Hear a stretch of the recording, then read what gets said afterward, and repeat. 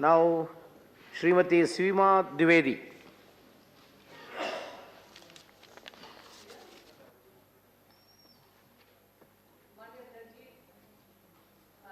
आज का जो एमटीपी का जो बिल है माननीय, इस बिल पे बड़ी देर से चर्चा हो रही है।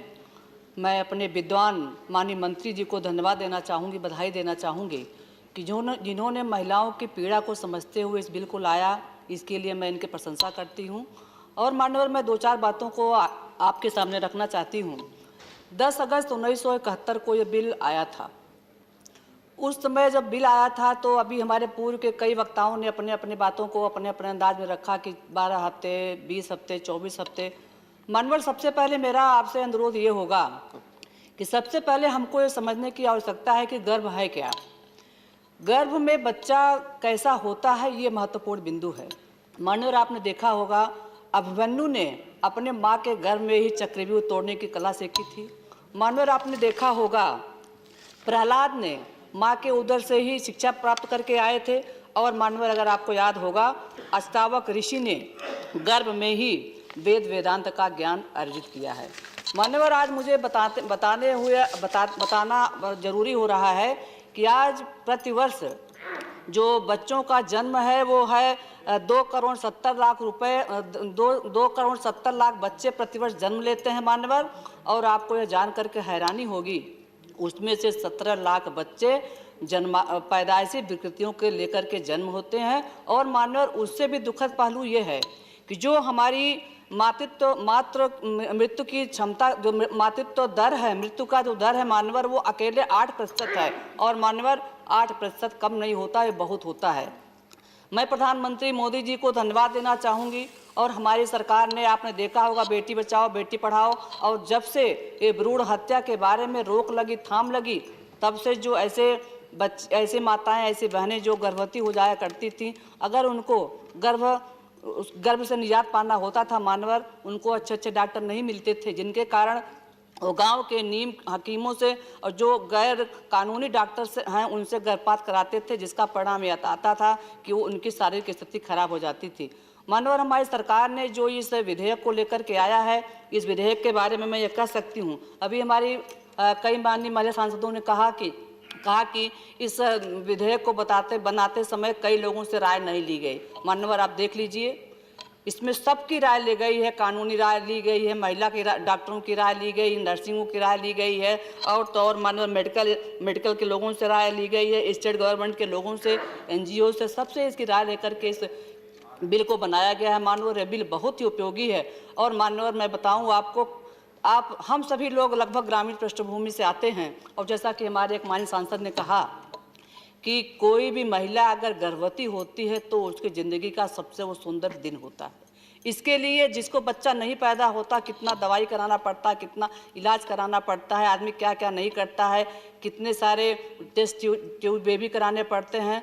और माननीय, कोई भी महिला अपने बच्चे को इतनी आसानी से नहीं एबार्शन कराना चाहती। माननीय, आप कल्पना करिए, अगर किसी माँ के पेट में बच्चा है और वह बच्चा दिव्यांग पैदा होता है, विकलांग पैदा होता है, उसका पिता तो रोजी रोटी कमाने के चक्कर में देश प्रदेश चला जाता है, गांव के घर परिवार के लोग भी उसका साथ छोड़ देते हैं, लेकिन जिस माँ ने अपनी कोख से अपने दिव्यांग बच्चे को जन्म दिया माननीय, वो पूरी जिंदगी उस दिव्यांग बच्चे के पीछे अपना जीवन खपा देती है और उसको बहुत अपमान का सामना करना पड़ता है।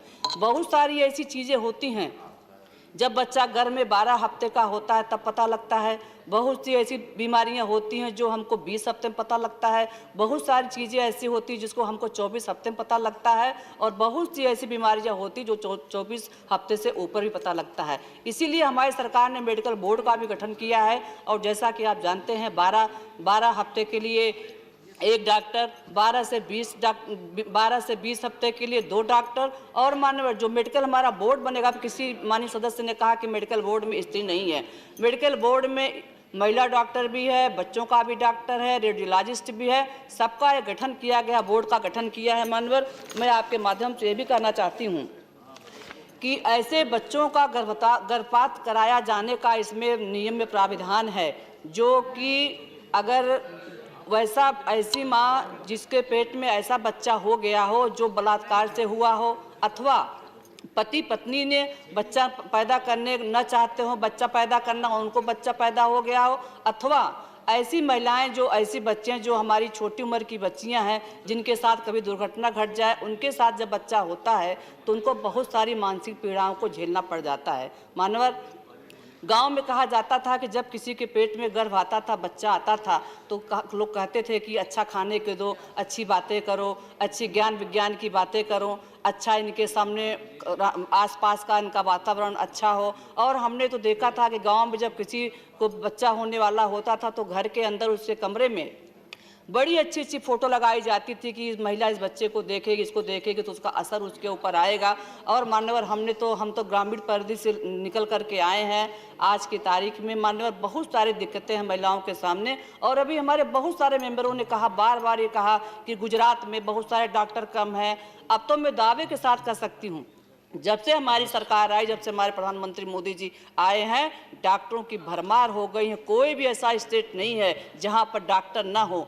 आज की तारीख में बहुत अच्छे अच्छे डॉक्टर हैं, बहुत स्पेशलिस्ट डॉक्टर हैं। और हमारी सरकार ने ऐसी छूट नहीं दे दिया है कि कोई जाकर के बच्चा कहीं भी गर्भपात करा ले। उसके लिए उन्होंने ऐसे डॉक्टरों का चयन किया है जो कि सर्टिफाई हो, जिनको सरकार ने सर्टिफिकेट दिया हो। ऐसे लोगों के माध्यम से ही गर्भपात हो सकता है, वरना नहीं हो सकता है। मानवर मैं आपके माध्यम से ये भी बात कहना चाहती हूँ कि जो बच्चा होता है, घर में आता है, वो पिता का चरित्र, माता का आचरण से उसको सब कुछ हो सकता है। और मानवर मैं भी ये भी कहना चाहती हूँ, अभी एक हमारे सदस्य ने कहा कि कोई कानून नहीं बनाया गया है। मानवर बहुत स्पष्ट कानून है। जो हमारा मेडिकल बोर्ड बनेगा, अगर उस बोर्ड में कोई महिला ऐसी प्रेग्नेंट है जो कि कोई उसका वारिस उत्तराधिकारी नहीं है, तो ऐसी महिला का नाम पता गोपनीय रखा जाएगा। अगर उसका नाम पता कोई इसको खुलासा कर देगा तो उसको 1 साल की सजा, जुर्माना अथवा दोनों का भी प्रावधान हमारी सरकार ने किया है।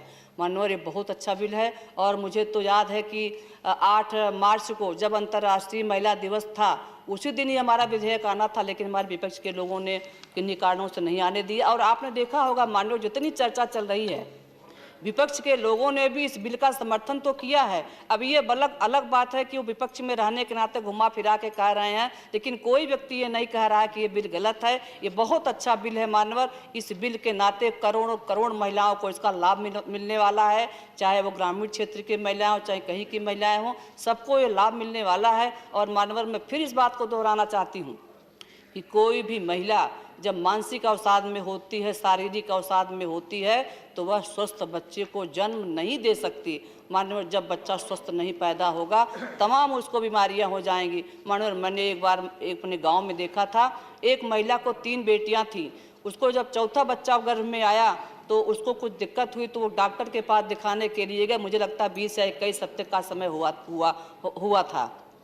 मान्यवर जब वो महिला गई, अपना सोनोग्राफी कराती है, जब अपना पर वो अल्ट्रासाउंड कराती है, उसकी जो रिपोर्ट आती है, वो रिपोर्ट ये बताती है कि इस महिला के पेट में जो बच्चा है, उस बच्चे के पीठ में यानी कि रीढ़ की हड्डी में ट्यूमर है। और मान्यवर न चाहते हुए भी उस बच्चे को एबार्शन कराना पड़ा उसको। ये सारी विसंगतियाँ हैं, तमाम दिक्कतें हैं। मान्यवर मैं आपके माध्यम से पूरे सदन से ये अनुरोध करना चाहूँगी, यह बिल बहुत अच्छा है और भारत की महिलाओं के लिए इससे अच्छा कोई बिल हो नहीं सकता। महिलाओं के स्वास्थ्य के लिए, महिलाओं की समृद्धि के लिए, महिलाओं की सुरक्षा के लिए यह बिल मानव नितांत आवश्यक है।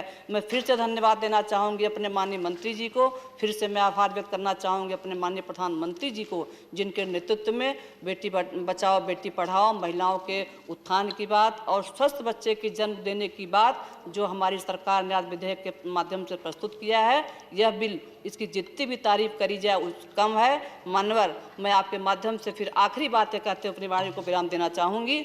आज ये मेरा पूरा सदन मैं सबसे अनुरोध करना चाहती हूँ, ऐसे बिल पर पूरे सदन को महिलाओं के साथ खड़े होकर के एक स्वर से समर्थन करना चाहिए। इस बिल को लाने के लिए मैं इन्हीं नियम के साथ, इन्हीं अधिकारों के साथ एक महिला होने के नाते, मानव मैं खुद से महिला हूँ, महिला होने के नाते मैं मेरे पूरे सदन से अपील करती हूँ कि इस विधेयक को सर्वसम्मति से पास किया जाए।